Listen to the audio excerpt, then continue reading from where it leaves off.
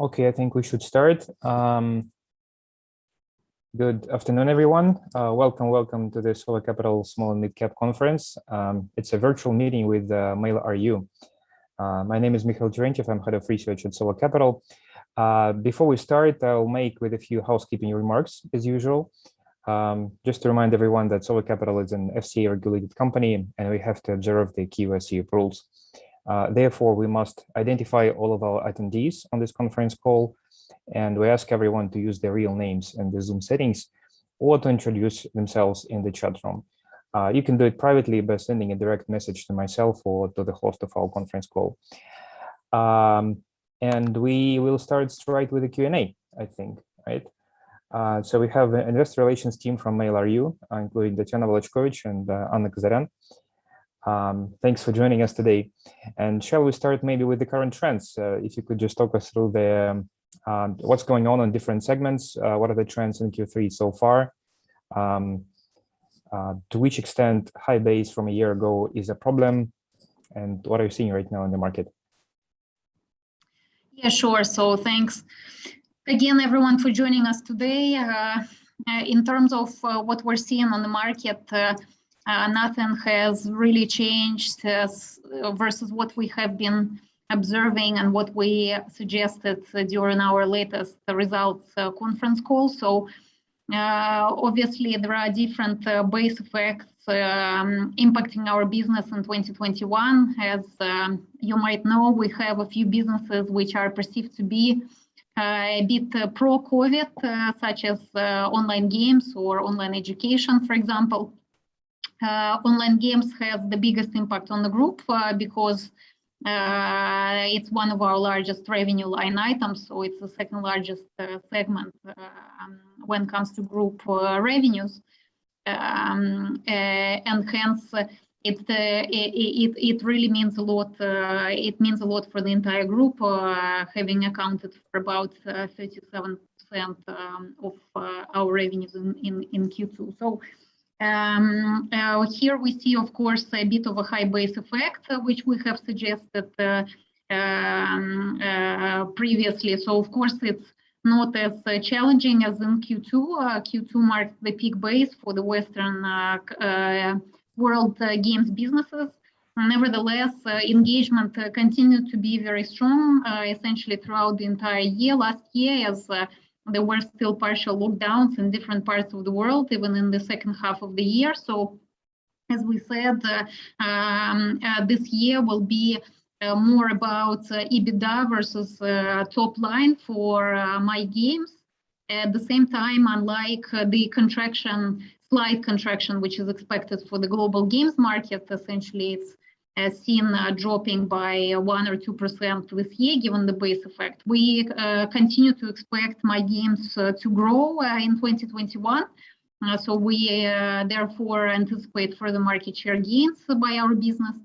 And this is despite not having done any new games launches this year. So this means that organically, as we haven't done large-scale M&A this year either, so the existing portfolio continues to perform very well, and we are growing despite this challenging base effect. And as we have more than 20 games in the pipeline, 2022 looks like a year where we will be quite active in terms of new launches, and therefore we absolutely expect top line and my games to accelerate quite significantly in 2021. When it comes to online education, again, it's one of those businesses which were unlocked in terms of growth by the pandemic. At the same time, it has less revenue contribution on one hand, 7% of group's total in Q2. On the other hand, it has extremely low penetration, unlike in games when it comes to online. So it's a bit like a grocery where online penetration heading into the pandemic was less than 1%. So normalization means normalization at a much higher base versus where we started the pandemic. And the pace of deceleration of growth, of course, is also much less, and hence, despite, of course, not expecting kind of tripling of revenues in 2021 from this segment, it's still expected to be actually one of our fastest growing businesses. And it's expected for sure to continue to gain in terms of share of revenues of the group. And recently we have upgraded our growth expectations for EdTech, expecting this segment to generate more than 9 billion rubles in revenues in 2021 versus expecting less than 9 billion in terms of revenues earlier this year. So yes, it's seen some high base effect, but actually performing better than expected and growing at extremely high rates. And we really believe in this business and its potential and magnitude of contribution to the group going forward. At the same time, we are benefiting also from the recovery in some of the cyclical businesses. So here advertising comes to mind as kind of one of the most cyclical businesses you can think of. Clearly, 2Q marked the lowest base effect for advertising last year. It was the only quarter where our advertising revenues were actually down. What we're seeing is very good performance in advertising. Obviously, again, base effect is becoming kind of less supportive as the year goes on. The base becomes more difficult as the year progresses, being most challenging in the Q4 of this year. At the same time, we absolutely expect a strong performance from the digital market in Russia in 2021. It seems like kind of consensus expectations are moving from mid-teens to at least high teens growth for the market as a whole, and we expect to continue to outperform the broader market, therefore gaining further market share when it comes to digital ad market. And given our ARPU levels, we expect that this trend should continue in the years to come. So this is kind of covering some of the biggest revenue line items when it comes to the group. Again, yes, there were signs of kind of third waves and so on in recent months, but this has not resulted in any kind of lockdown activity on the Russian market. So macroeconomic recovery continues, and therefore advertising market continues to do very well in line with macro expectations, which have actually been increasing versus decreasing. Globally, again, given the pace of vaccinations, I would say that generally speaking, businesses are going back to normal, which is in line with what we were expecting a few months back. So everything is going according to plan, let's say. Mm-hmm. Thanks, Tanya. Just to remind everyone that if you want to ask a question, you can press the Q&A button that you have in your Zoom on the front screen, or you can raise your hand and we will switch on your microphone. So let's let for a few seconds. We have fairly big attendance today, so I'm pretty sure there are quite a few questions out there. Even though, Tanya, you discussed, I think, a fair share of what people might be interested in.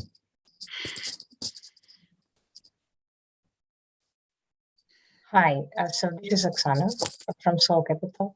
I just want to touch on VK and what trends in time spent you're currently seeing. Do you expect that the new services you invest in kind of to boost the time spent on the platform? And where do you see the biggest scope to increase monetization in VK? Thank you. Yeah, so this is a great question. Obviously, VK has been one of our biggest investment areas when it comes to the entire group in recent years. It's our core domestic product and arguably core of our ecosystem, and that's why perhaps you have seen that all of our ecosystem projects have been named after VK, like VK mini apps or VK Combo or VK Connect. So we are being associated more and more internally with this particular brand and this particular service.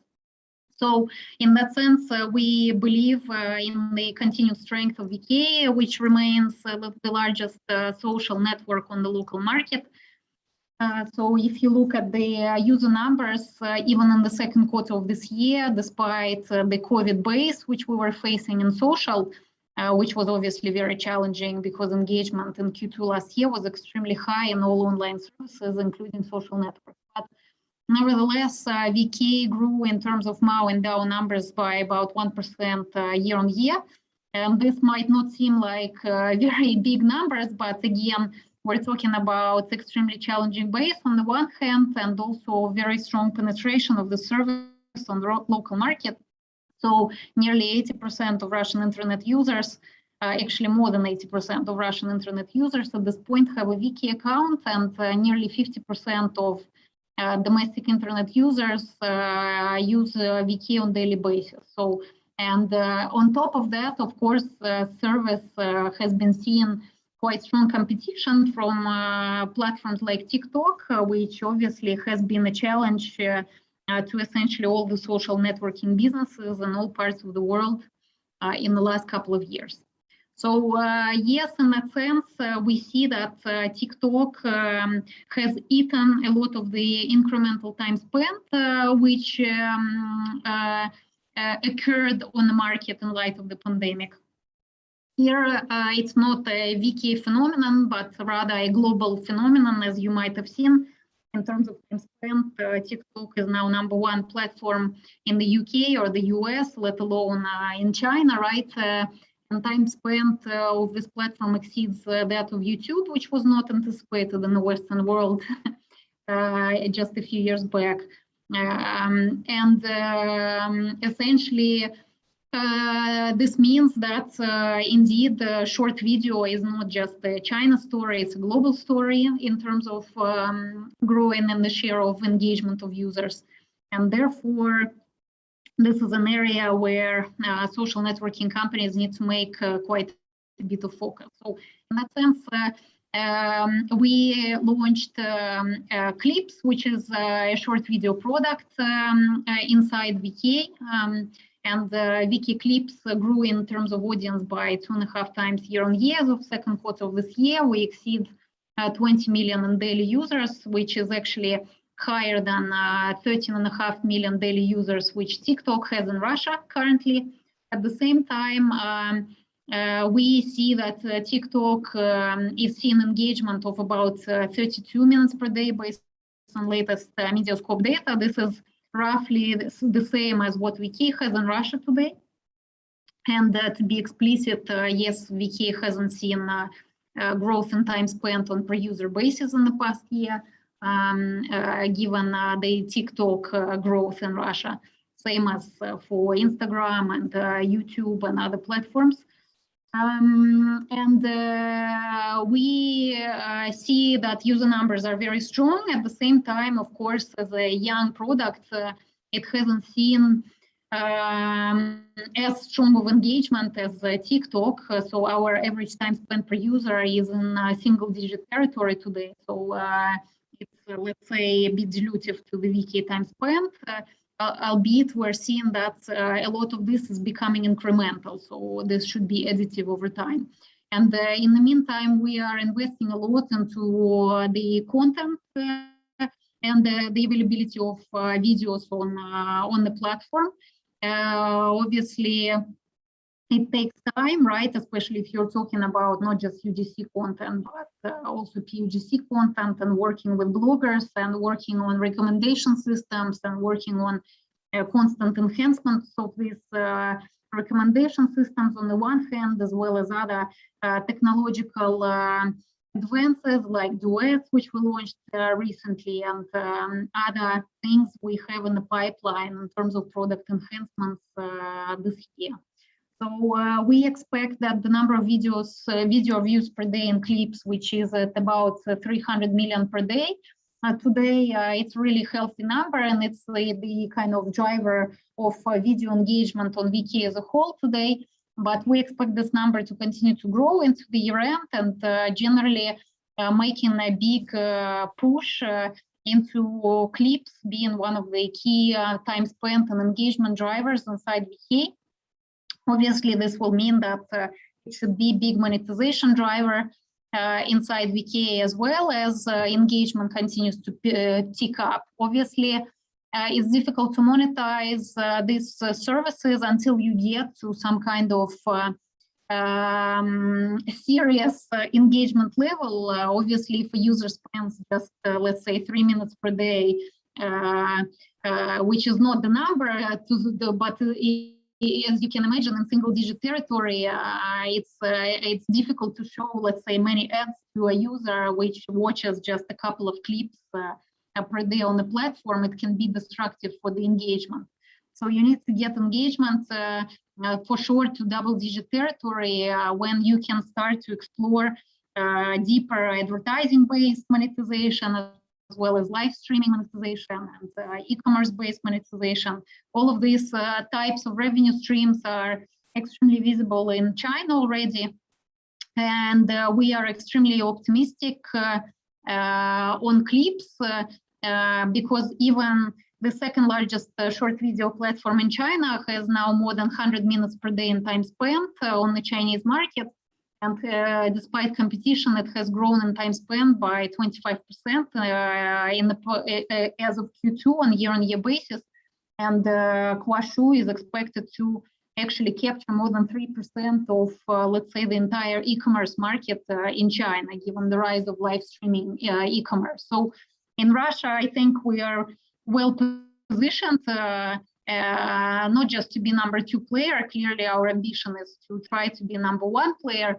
Obviously, it will take more effort and investment from our side, but so far the signals are that we are on the right track, and hence we hope to be able to talk about higher engagement and therefore kind of visible monetization numbers, hopefully already next year when it comes to short video. And clearly, as engagement ticks up, this will help drive time spent in VK. And importantly, it's not just about clips. Obviously, VK is seeing many new other development areas with massive potential. So if you're talking about social commerce, for example, again, in China, social commerce is expected to capture about 20% of the entire e-commerce market. So we can be number 1 player on the local e-com market if we're successful just in social commerce, let alone in what AliExpress Russia is doing. And then you're talking about other areas like mini apps, for example, which is again a big area of incremental engagement and a source of multiple future monetization streams, not just advertising based, but special projects and analytics and payment processing and many other streams, which we will for sure try to exploit as much as possible in the coming years.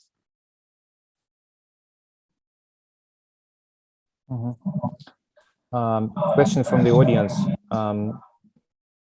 How much of advertising growth is coming from price and how much is volume? So most of the growth has been from pricing. Volume has been incremental. So in that sense, this has been the case for most of the social platforms globally. So it's a mix between the two, but much more pricing driven given the massive increase in demand, which followed from advertisers. And as pricing is auction based, the more demand is in the auction, the higher the prices.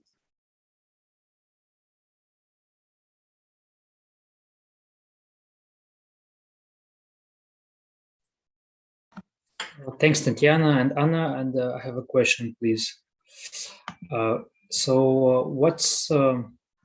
What's the most recent approach for Mail for the capital allocation? How does the company decide to invest its cash proceeds? And are there any plans to acquire or invest capital in any startups in the upcoming future? Yeah, so speaking of capital allocation, we just are in the process of closing our inaugural local bond placement. So we are raising 15 billion rubles from the local market. And key investment areas, as has been highlighted as part of this fundraising, are the following. It's the two core business streams. One is games and another one is online education. So let's say bigger incremental spend will be allocated to online education for a couple of reasons. First of all, we have a few assets where we have options to increase our stakes, which we have disclosed previously, whether it's Skill Factory or Uchi.ru, for example. And some of these or all of these we plan to exercise, and many of the option windows are about to open.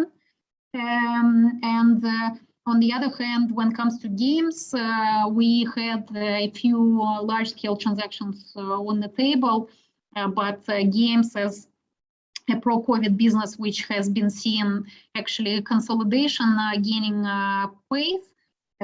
Interestingly enough, despite this year being a year of normalization in games, what we saw is that valuations on the public markets are still a bit out of sync with the private market valuations, which continue to be quite elevated. So in that sense, some of the transactions, let's say, which we planned haven't happened. At the same time, we are very active on the venture capital market and indeed or looking at startups when it comes to games. And as we disclosed this week, for example, we consolidated Mambo games in the hyper casual space. So we're using this smaller scale transactions to diversify our games portfolio and open up new genres such as hyper casual, which is actually the fastest growing game segment on the global market. So we're using this external expertise to beef up our overall games offering.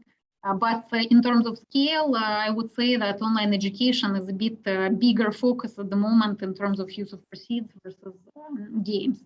And secondly, of course, it's JVs. So AliExpress Russia JV and O2O JV. In that sense, we have 15% stake in AliExpress Russia, and we have already made public that we're investing $60 million into this JV this year as part of their ongoing new funding round, which will close in October, November this year.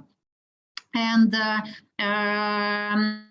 while we have parity ownership when it comes to O2O JV, so 45-45 split with Sber, and in that sense, O2O JV is a much bigger source of funding needs on our side at this point in time. So we said earlier this year that JVs will take up about 22 billion rubles in investments from Mail in 2021. So let's say 4.3 billion rubles roughly has gone to AR. So you can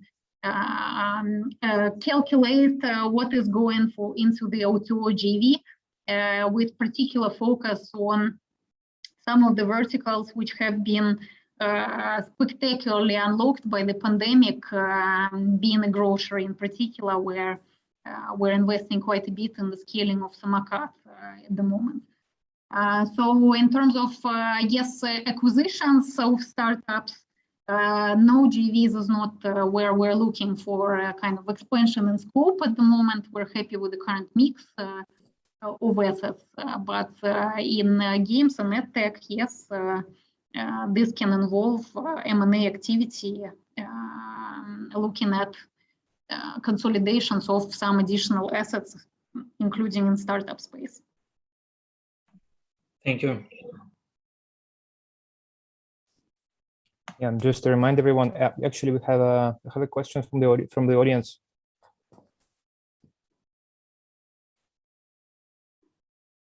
Anya, could you please switch on the mic for Sergey?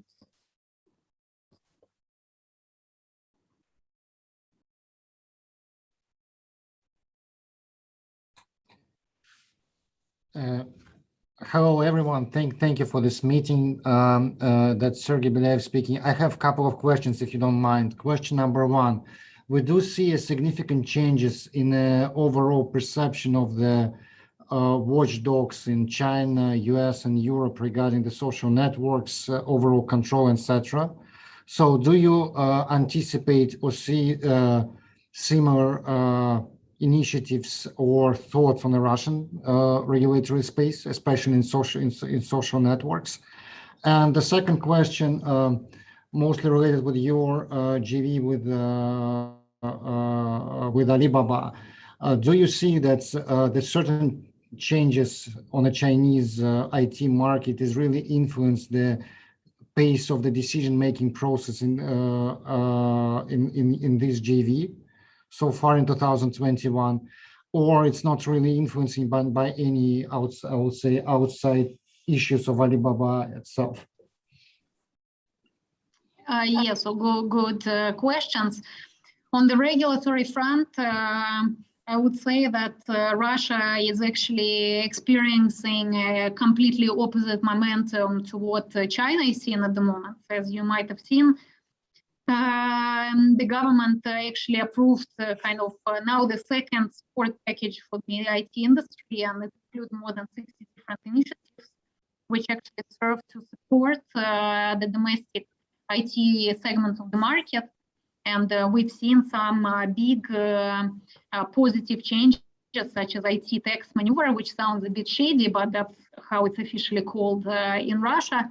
And everything that we've seen develop this year is actually looking positive for the industry and the local players, versus perhaps some visible signs of a bit more challenging backdrop for the global players present in Russia. In terms of areas like data protection and privacy, we fully recognize these trends as part of our broader ESG efforts, and that's why in the last couple of years we introduced a number of new roles, such as head of compliance and chief data officer, and are generally working on multiple policies related to data privacy and rules around usage of data inside the group and by our subsidiaries and JVs and so on. So we absolutely expect that this will be kind of a big topic globally going forward, and an area where we need to generally focus more and more over time in light of the various initiatives like IDFA and other ways how data access is being limited, right? And clearly we understand users are quite more focused on these topics these days as well. At the same time, the backdrop is actually very positive for Russian players such as ourselves. Mm-hmm. When it comes to China and Alibaba and regulatory situation and how it impacts our joint venture with them, when it comes to e-commerce, again, AliExpress Russia is an entity which is controlled by Russian shareholders, so all the decisions essentially are more drawn from the Russian side. Of course, kind of the more partners you have, the more difficult you can say the decision making can be, or it kind of can extend the timelines to get various approvals. But I hope some of you watched AliExpress's annual IR conference, which happened a couple of weeks ago, and the pace of development of this asset is quite spectacular. You know, even if you look at just hiring, where the business had 200 people at year end and has 800 people today and will be 1,600 people by the end of this year, and they just opened their first fulfillment center in the Moscow region, and this will increase in terms of space, which they will contract from 55,000 to more than 200,000 by the end of the year, and local business is expected to grow from a quarter of GMV to nearly half of GMV by the end of this financial year, and we're seeing kind of exponential growth in multiple categories, let alone the number of sellers we sign up and the new SKUs we onboard locally as well as from China. So I guess in the space which is e-com, we wish we could move even faster, because this is one of the segments where kind of competition is rising, and everyone has the ambition, at least among the most well-funded players, to lead the consolidation process. So clearly, we always feel like we could do more and better and faster, but hopefully we will show through reporting of AliExpress Russia that everything is on track in terms of plans, and the platform has not been derailed by what's happening on the Chinese side. Okay, thank you. Can I ask one follow-up question, if you don't mind?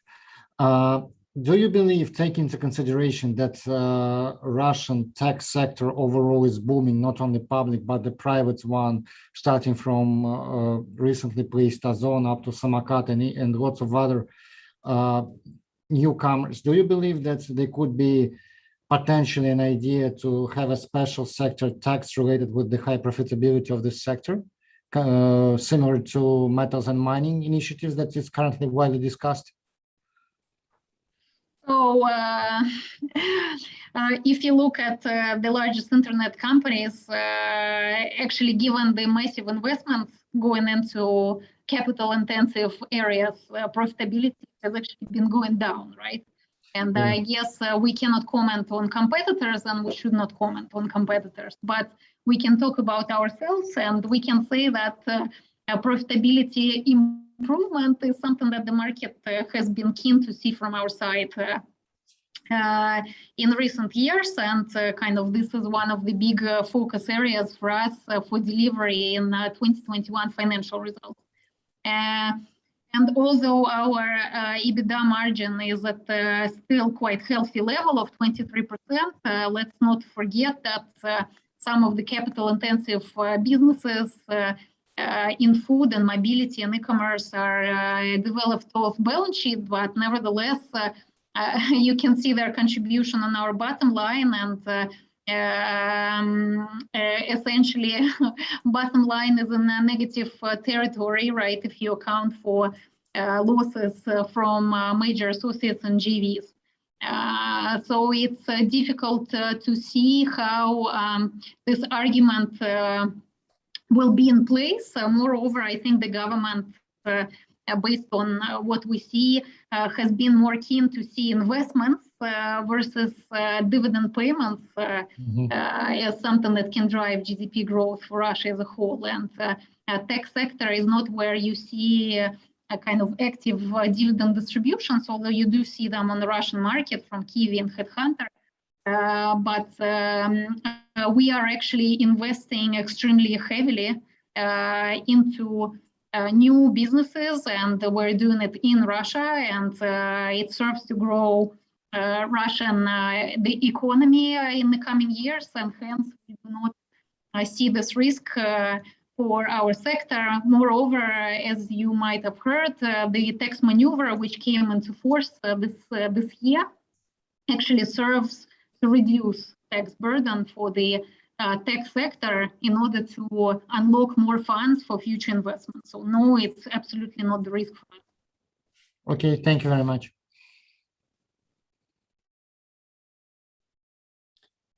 Thank you. Just to remind everyone, so there is a Q&A button at the bottom of the screen, and there is a raise your hand button that you can use to ask a question. There is another question from the audience. Could you please give more color on unit economics in ed tech, educational tech?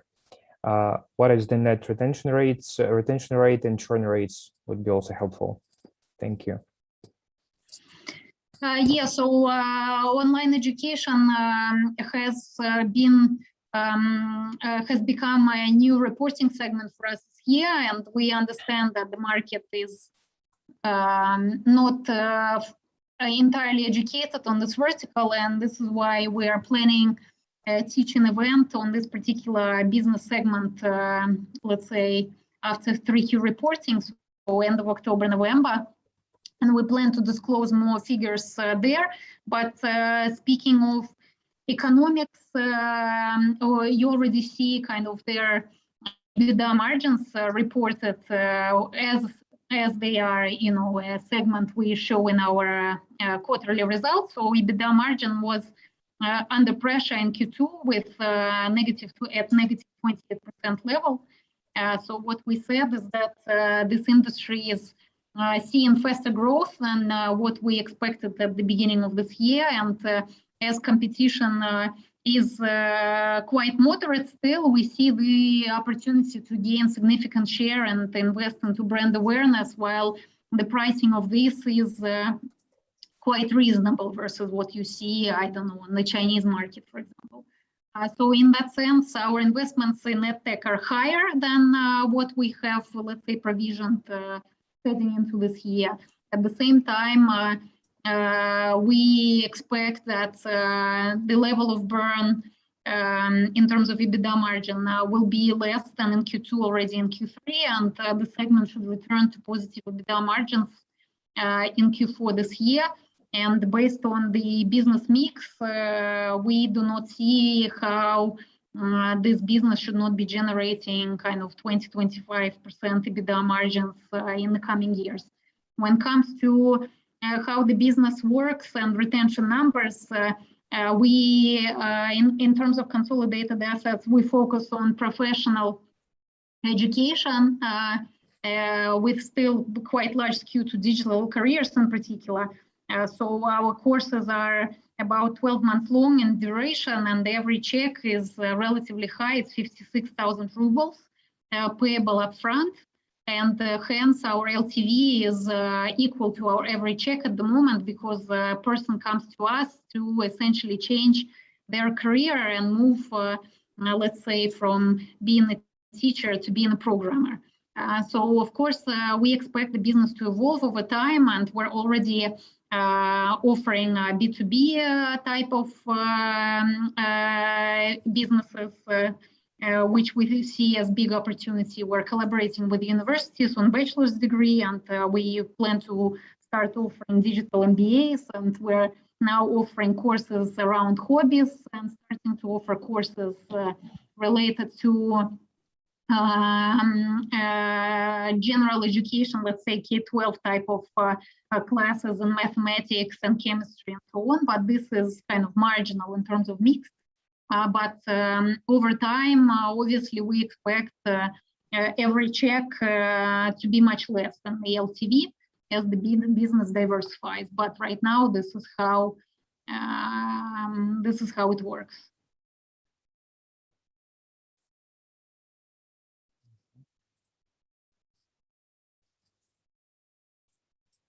And can I ask you about the fintech stuff? So there was an agreement that you guys signed in February with USM, Megaphone, and a couple of other parties, including Ant Group, including two things. It's a financial services JV and payments JV. Could you remind what the current status is, what's happening, and what's happening with the VK Pay, since we're discussing the fintech, and what are the most frequent use cases? So it's difficult for us to comment on the financial and payments JV beyond what we said publicly. So binding agreement has been signed, and plan was to lead this deal to the conclusion by the end of this year. Obviously, we'll say more when we can say more on this topic. When it comes to VK Pay, we have more than 18 million registered wallets, more than 20 million cards have been linked to VK Pay, kind of 60 million transactions are happening there on daily basis. GMV is growing quite nicely. We launched a number of new services, such as buy now, pay later, and installment-based payments and cashbacks and virtual cards, in partnerships with different banks, and the number of these banks is rising. So we see VK Pay as one of the key elements of our ecosystem development, and we absolutely expect to make further progress in this area in the coming months and years. Clearly, it's one of the big focus areas for all the big ecosystems in Russia at the moment. And any comment on the relationships with the Sber? Any progress with this JV potential split up or whatever? We said publicly together with Sber on a number of different occasions that we are not in the process of divorce, and we are fully committed to the O2O assets, and the perimeter of the JV has grown in the past year. Clearly, we have been investing a lot into the JV together with Sber as equal partners, and we made very strong progress in many areas. Clearly, GMV of O2O has gone up more than 13 times since when JV was launched in 4Q 2019. So it exceeded 43 billion rubles in Q2 this year, having grown 1.8 times year on year in Q2. So we are number one in restaurant delivery. We should be number one in e-grocery, potentially already at the end of this year. We made quite decent progress when it comes to mobility as well, despite being kind of in the chasing mode, which is more challenging, of course. But we are quite happy with the progress made by the assets in the mix, and we plan to continue to develop them together with Sber. Sounds good. And the question from the audience about Samokat dark stores. Firstly, about the unit economics. Secondly, whether earlier vintages are profitable. And thirdly, about the payback period. So again, unfortunately, we probably cannot, we cannot disclose more than what we said, but Samokat is showing very strong progress, not just on growth, but on unit economics as well. We think that EBITDA margins in this business can be at least at the level, if not higher than for traditional food retailers in Russia. So you are talking about 7+ EBITDA margins for a number of reasons, including the fact that we have much lower rent, right? Because we don't have to be on high street footfall locations, and the space required for dark stores is significantly lower than for a traditional retail store. At the same time, you need much less staff to also service the store. Clearly, kind of the economics are supportive because you service kind of the radius of 2 kilometers on average. And in peak hours, couriers can service more than 6 orders because of also batching, which you can do. And couriers live in the area mainly, so they know the area very well. So me personally, I order a couple of times a week, and some orders come within less than 5 minutes, which seems absolutely unbelievable to me. But really, one time it came in 3 minutes, which I don't know, it seems like the guy was sleeping by my door. So we see many dark stores showing positive economics already in a number of cities. St. Pete being clearly number one location, because this is where Samokat started. So after 6 months, most of the dark stores move into positive territory in terms of operations and economics per store. From what we see, economics can be not worse in the regions versus Moscow. And on the other hand, we see that business can potentially work even in smaller cities, as long as you can identify high density population areas within the city.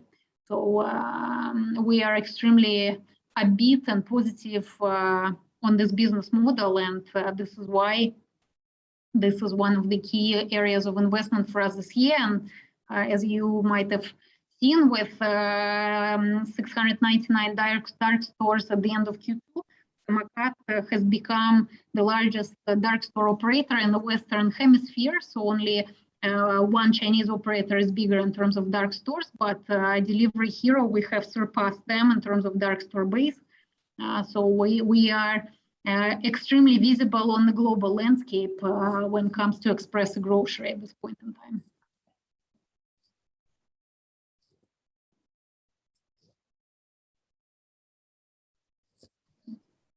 Next, please. Actually, let me ask another question. Do you have any updates on any value crystallization opportunities in any of your assets or JVs? Maybe there is some progress in ed tech or, I don't know, gaming business, or any color would be helpful. Thank you. So again, we can only say what is public. So when it comes to JVs, both O2O and AliExpress Russia said at the time of their formation back in 4Q 2019 that an IPO could be one of the development scenarios in 3-5 years' time.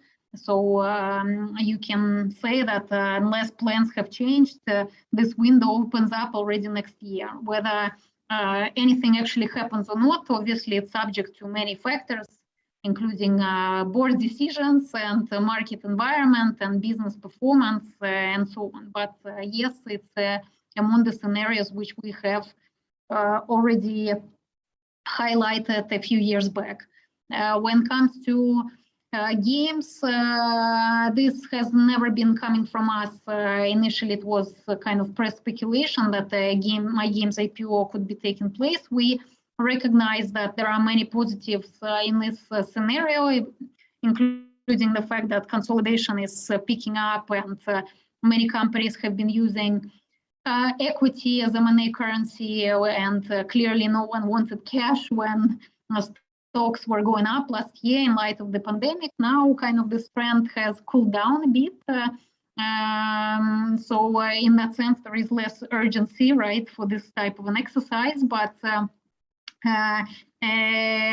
if we see that this scenario is value accretive for both My Games as well as our group and strategically positive for the group for longer term, then potentially this can happen. But again, no decisions have been made, and we're focused on scaling of My Games and seeking synergies between My Games and the broader group, including in this movement towards metaverse and convergence of games, businesses, and social networks, and so on.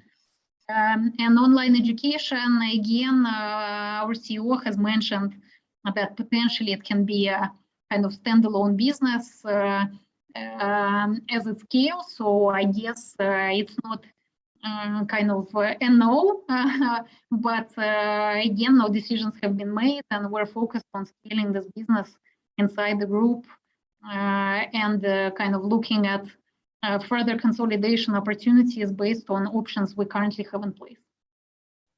Thank you.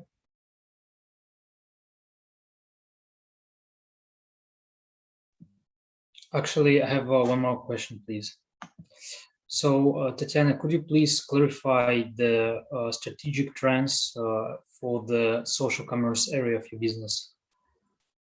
What's the incentives are you going to take? So, social commerce, it's really a big topic for us, and we really believe in the story looking ahead. But at the same time, we want to be clear that, you know, a person can't be running if he hasn't learned how to walk yet. So this is kind of where social commerce is in Russia at the moment, because e-commerce penetration is below 10%. And in China, you're seeing rise of social commerce because e-commerce penetration is above 30%, and it was, you know, below 10 more than 5 years ago. So we need to educate people in Russia how to make transactions online to start with before kind of they go into some derivative purchasing areas, which is kind of social commerce to them.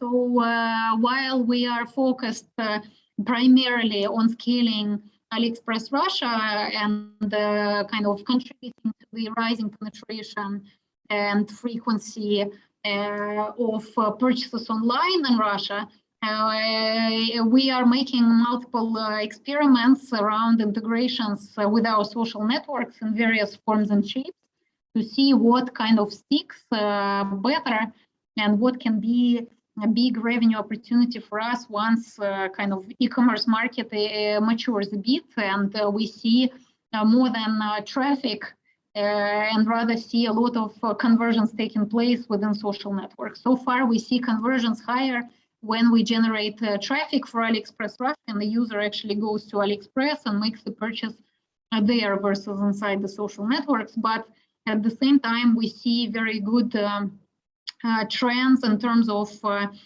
traction with social commerce. So already now our social networks contributed more than 1 million active buyers to AliExpress out of the 27 million annual active buyers they have on the platform, right? So these are quite big numbers. But again, GMV inside social networks is quite small, and we expect that we can start talking about some visible progress in this particular field, not this year and unlikely next year, given where the market is in terms of e-com development. But combining the largest social networks and the expertise of Alibaba as the largest e-commerce business globally, and their expertise in areas like live streaming or group buy activity and so on, clearly we hope that we can succeed in the field of social commerce in Russia, given the combination which our assets offer. Thank you very much.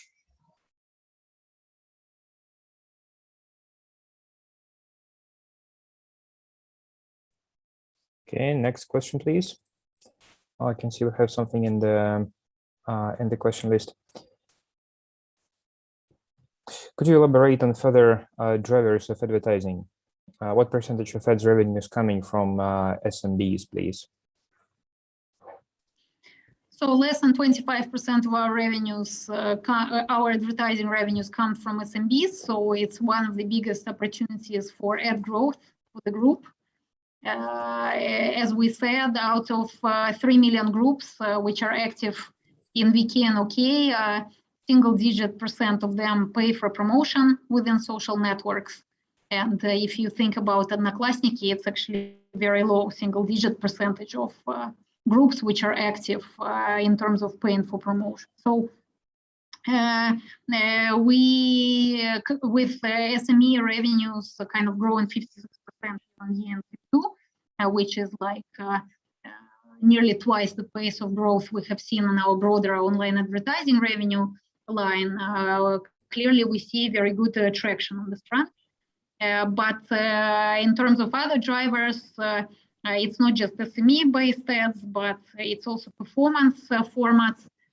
Again, as we mentioned, kind of less than 75% of our ad revenues come from performance formats.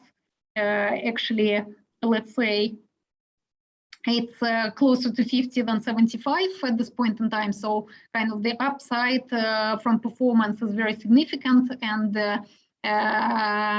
also, if you talk about formats, clearly video is a really big opportunity for us. A very small percentage of our inventory in social networks is currently actually monetized when it comes to video. So video SME and performance is what will drive our ad revenue numbers and hopefully what will allow us to generate faster growth than the broader digital market in the coming years.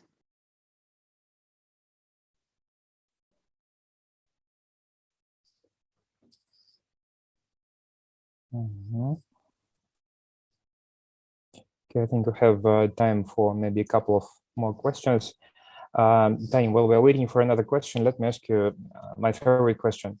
So looking at the company's management's to-do list for this year, what are the top 3-5 priorities? What are the key things that have to be done? Well, not necessarily this year, let's put it this way, maybe in the next 12 months, including 2022.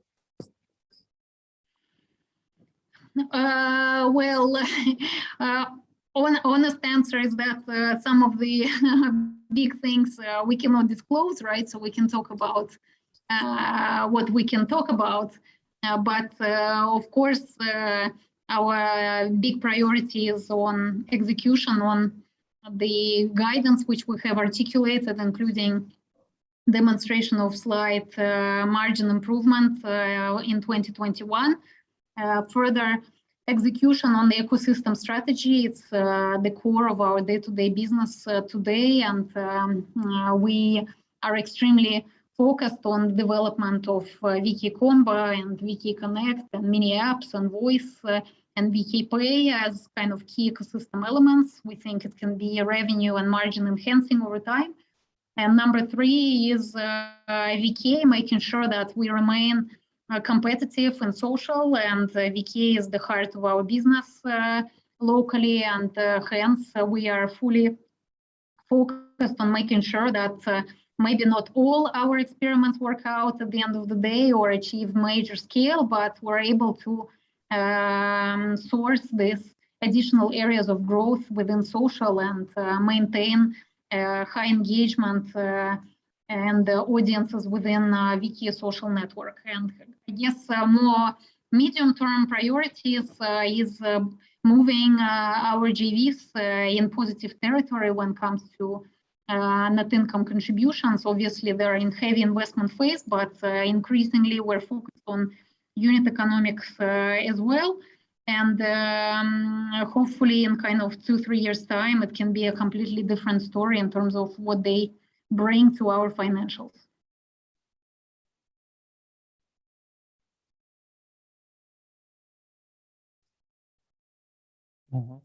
There is one more question from the audience. I think maybe the last one, and we will thank everyone. Impact from the Apple Epic verdict. How much of the 30% commission is is it possible to recapture? So it sounds quite positive, and of course we're fully supportive of what has happened. At the same time, as you have seen, both Epic and Apple are kind of appealing the court decision. So I guess it's not final until it's actually final, but nevertheless, perhaps some changes will start to happen already in December based on the current court ruling. And this means that kind of the more visible we can make the alternative payment methods, and the more smooth it can be for the user to make these payments outside the App Store, the bigger will be the financial impact for developers. Obviously, for us globally, kind of iOS versus Android are 50-50 roughly split.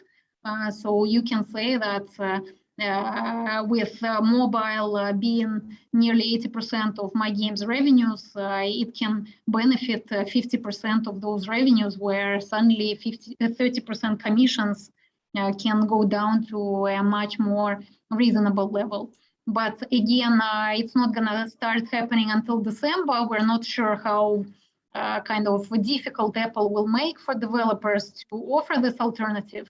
So let's say right now, well, it's likely to be incremental, but the push against the stores is clearly accelerating globally. And of course, it's a positive for developers, with games companies being biggest potential beneficiaries, because obviously games generate more than half of all store revenues today. So we are quite excited about the potential to increase margins for my games. Thank you so much.